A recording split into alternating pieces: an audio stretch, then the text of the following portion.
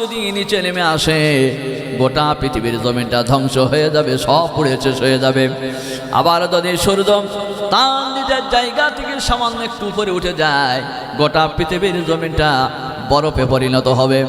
কিন্তু সূর্য এবং চন্দ্র নিয়মিত চলবে, কেউ কাহারও পথকে অতিক্রম করবে না। কোরআনে কারিমার মধ্যে আল্লাহ রাব্বুল আলামিন সব কথা বলে দিয়েছেন। আল্লাহ পাক বলেন, ওয়াশ-শামসু তাজরি লিমুস্তাকাররিল লাহা যালিকা তাকদীরুল আজিজিল আলিম। সূর্য সে তার নিজের কক্ষপথে চলবে, এটাই হচ্ছে একমাত্র মহান পরাক্রমশীল আল্লাহ রাব্বুল আলামিনের হুকুম, তানারই হুকুম। সূর্য চন্দ্র নিয়মিত চলবে। ওয়াশ-শামসু ওয়াল কামারু বিহুসবান, সূর্য এবং চন্দ্র নিয়মিত চলবে, কেউ কাহারও পথকে অতিক্রম করবে না। সূর্য কখনো চন্দ্রকে অতিক্রম করবে না, চন্দ্র কখনো সূর্যকে অতিক্রম করবে না, দিন কখনো রাতকে অতিক্রম করবে না, রাত কখনো দিনকে অতিক্রম করবে না। কেউ কাহারও কাছে গিয়ে বলবে না, ভাই আমার সময় হলো, তুমি কেন এসেছো, এ কথা কেউ কাহারও বলবে না। তার কারণ প্রত্যেকটি জিনিস আল্লাহর হুকুম মেনে চলে। কুল্লু ইয়াজরি লিআজালিম মুসাম্মা, প্রত্যেকটি বস্তু তারা নিয়মিত চলে, তারা আল্লাহর হুকুম মেনে চলে। আল্লাহর হুকুম মেনে চলে না একমাত্র এই মানুষেরাই। কারা হুকুম মেনে চলে না? এই মানুষরাই যাদেরকে আল্লাহ বিবেক দিয়েছে, চেতনা, জ্ঞান, বুদ্ধি দিয়েছে। দুনিয়া সব জিনিস আল্লাহর মানে, কিন্তু যাদের আল্লাহ আকল দিয়েছে, জ্ঞান দিয়েছে, বুদ্ধি দিয়েছে, চেতনা দিয়েছে, তারপরে ওরা আল্লাহরে ছেড়ে না, আল্লাহরে বাদ দিয়া এরা হাবিয়াবি জিনিসের সামনে মাথা নত করে। মনে রাখবেন, কান যাদেরকে দিল শোনবার জন্য, চক্ষু দিল দেখবার জন্য, আর কলব দিল, অন্তর দিল, রুহু দিল, যাতে মানুষেরা অনুভব করতে পারে।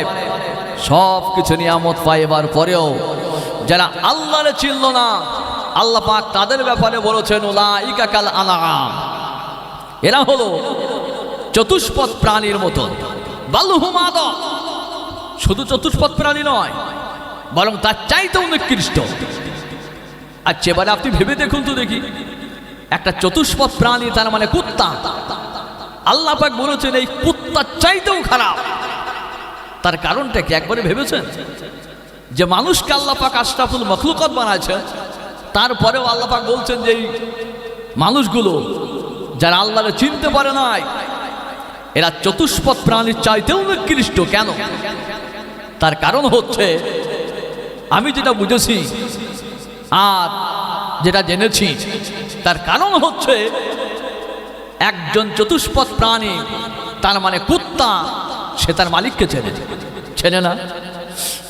যদি কোনো মানুষের বাড়িতে একটা কুত্তা থাকে, গভীর রাতে যদি মালিক বাড়িতে ফেরে, তখন সেই কুকুরটি লেজ নাড়ায় আর সিগন্যাল দেয় যে আমার মালিক বাড়িতে এসেছে। কিন্তু আল্লাহ পাক তাদের বিবেক দিল, চেতনা দিল, জ্ঞান দিল, তারপরেও তারা যদি তারা মালিককে না চেনে, আল্লাহ বলেন, উলাইকা কাল আনআম বালহুম আদাল, এরা হলো চতুষ্পদ প্রাণীর মতন, তার চাইতেও নিকৃষ্ট।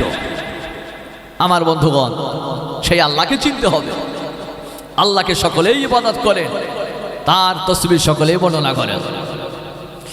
আল্লাহ পাক কোরআনে বলেন, ইউসাব্বিহুনা লিল্লাহি মা ফিস সামাওয়াতি ওয়া মা ফিল আরদ, আকাশ এবং জমিনে যা কিছু জিনিস আছে, সমস্ত জিনিস আলামিনের তাসবিহ বর্ণনা করে।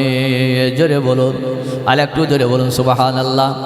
আমার ভাইরা, সুতরাং যদি আসমানের দিকে মানুষেরা লক্ষ্য করে, তিনি যে রব, অবশ্যই অবশ্যই তাহারা আল্লাহকে চিনতে পারবে। একটু সকলে মহব্বতের সঙ্গে পড়ুন, লা ইলাহা ইল্লাল্লাহ সুবহানাল্লাহ।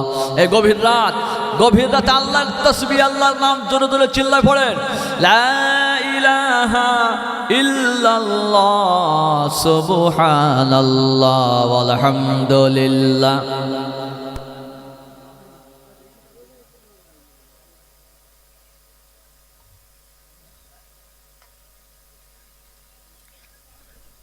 লা ইলাহা ইল্লাল্লাহ মুহাম্মাদুর রাসূলুল্লাহ। আমার ভাইয়েরা, চারটি জিনিসের দিকে লক্ষ্য করার কথা বলেছিলাম। দ্বিতীয় নম্বর আল্লাহ পাক বলেন, জিবালি আওতাদা আফালা ইয়ানজুরুনা ইলাল ইবলি কাইফা খুলিকাত ওয়া ইলাস সামাই কাইফা রুফিআত ওয়া ইলাল জিবালি কাইফা নুসিবাত। পৃথিবীর মানুষরা কি লক্ষ্য করে না পাহাড়গুলোর দিকে? পাহাড়গুলো আল্লাহ পাক কেমন মজবুত করে উঁচা বানাইছেন। আপনারা যারা পাহাড় দেখেছেন, দূর থেকে লক্ষ্য করে দেখেছেন, যে বিশাল বিশাল পাহাড়গুলো দেখে যেন মনে হয় আকাশের সঙ্গে মিশে আছে, মনে হয় না? দেখতে দেখতে মনে হয় না? এই যে আমি 3 দিন আসাম থেকে ঘুরে এলাম, তো আমি যে জায়গাটায় গেলাম আপনার লক্ষিমপুর বিমানবন্দরে নামলাম, তারপর ওখানে জলসা করলাম। তো সেখান থেকে যখন ওনারা আমাকে ঘোরাচ্ছিলেন, তা আমি দেখলাম তার পাশেই বিশাল পাহাড়। আমি জিজ্ঞাসা করলাম এই পাহাড়টাকে আসামের ভিতরে? ওরা আবার আমাকে বলল, হুজুর এই পাহাড়ের অপর সাইড থেকে হচ্ছে আপনার অরুণাচল, ওখান থেকে অরুণাচল, অপর সাইড হচ্ছে আপনার এপারে হচ্ছে আসাম, ওপারে হচ্ছে অরুণাচল। এই যে পাহাড় যেটা আল্লাহ কোরআনে বললেন, তো এই পাহাড়গুলোকে আপনি যদি লক্ষ্য করেন তো দেখে বুঝি মনে হয় এই পাহাড়গুলো আকাশ ছুঁয়ে আছে। কিন্তু আল্লাহ পাক কেন বানাইছেন? এই জন্য বানিয়েছেন যাতে দুনিয়া মজবুত হয়। এই দুনিয়াকে মজবুত করবার জন্য আল্লাহ পাহাড়গুলোকে পেরেকের সমতুল্য করে বানিয়েছেন। সুবহানাল্লাহ বলেন। চতুর্থ নম্বর আল্লাহ পাক বলেন, ওয়াইলাল আরদি কাইফা সুতিহাত। পৃথিবীর মানুষেরা কি লক্ষ্য করে না জমিনের দিকে? জমিনগুলো আমি কেমনে বানাইলাম? এই জমিনকে বানালাম, বিছানার মতন করে বানাই দিলাম। আর শুধু বানাই নাই, বরং জমিনগুলোকে বানিয়ে দিয়ে আমি মানুষের আয়ত্তাধীন করে দিয়েছি যাতে মানুষেরা উপকার হয়। শুধু জমিনকে আল্লাহ বানান নাই, যদি গোটা দুনিয়ার জমিনটারে আপনার শক্ত হয়ে যেত তো মানুষ কেমনে চাষ করবে? আবার জমিন যদি একেবারে পাতলা হয়ে যায়, পানির মতো হয়ে যায়, তো মানুষেরা বসবাস করবে কেমনে? এমন ভাবে বানাইছেন যাতে মানুষের জন্য কষ্ট না হয়। আর জমিনকে শুধু বানান নাই, বরং জমিনকে মানুষের আয়ত্তাধীন করে দিয়েছেন, মানুষের জন্য স্বাধীন করে দিয়েছেন, তার কবজায় করে দিয়েছেন। কেমন? আপনি যদি জমিনের উপরে 20 তলা বিল্ডিং বানান, এই জমিন কি আপনাকে বলবে, মিয়া তুমি আমার উপরে এত বড় বিল্ডিং কেন বানাইছো, আমারও তো লাগে? এ কথা বলবে নাকি? জমিন বলবে? বলবে না। আবার যদি জমিনকে খুঁড়িয়ে আপনি মাছ চাষ করেন, জমিন আপনাকে কইবে না, মিয়া আমারে কেন খুঁড়িয়ে মাছ চাষ করা, আমারে তো বড় লাগে? এ কথা বলবে নাকি? বলবে না। কারণ এই জমিন আল্লাহ বানিয়েছেন আর মানুষের আয়ত্তাধীন করে দিয়েছেন যাতে মানুষেরা জমিনের উপরে চলাফেরা করতে পারে, শাকসবজি তৈরি করতে পারে, ঘর বিল্ডিং বানাইতে পারে। আল্লাহ পাক মানুষের জন্য স্বাধীন করে দিয়েছেন। আবার কেন দিয়েছেন? এই জন্য দিয়েছেন যে মানুষেরা খাইবে, আল্লাহর নিয়ামত খাইবে জমিনের উপরে ফলিয়ে, আর প্রশংসা করবে কার? আল্লাহ। কিন্তু সেই মানুষেরা আল্লাহর প্রশংসা না কইরা মানুষ প্রশংসা করছে বৈরাগী। কার প্রশংসা করছে? বৈরাগীর প্রশংসা করছে। এই মানুষেরাই বলে সাদুল্লাহ বানাইলো বৈরাগী। এ তো মানুষের কথা নাকি? প্রশংসা করতে হবে কার? আল্লাহ। আলহামদুলিল্লাহি রাব্বিল আলামিন, সকল প্রশংসার মালিক আল্লাহ, যিনি বিশ্বজাহানের প্রতিপালক। তাহলে প্রশংসা করতে হবে আল্লাহকে। আল্লাহর নিয়ামত খাও, আল্লাহর প্রশংসা করো। যদি আল্লাহর প্রশংসা করো, আল্লাহর নিয়ামত বাড়িয়ে দেবে।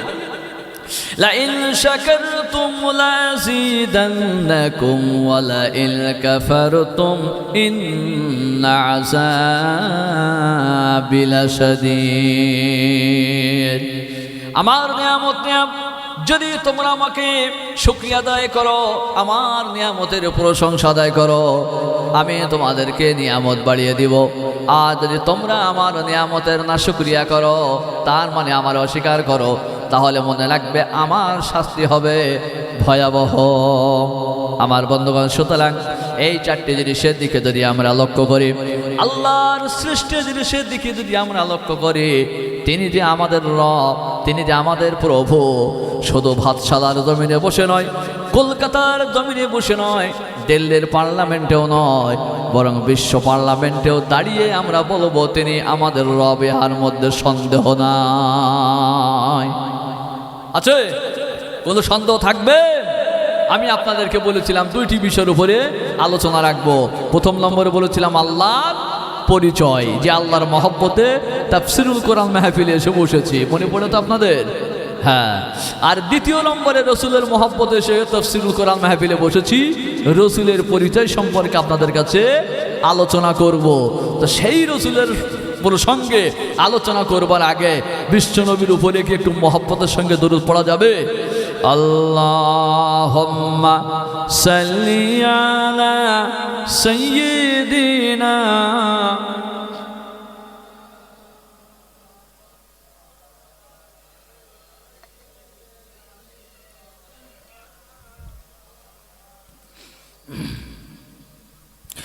আকাশের ওই তারাগুলি ঝিলমিলি ঝিলমিলি জ্বলছে, ডালে ডালে ফুলগুলি সৌরভে দোলছে, রসূল এসেছে, নবী এসেছে, হাবিব এসেছে।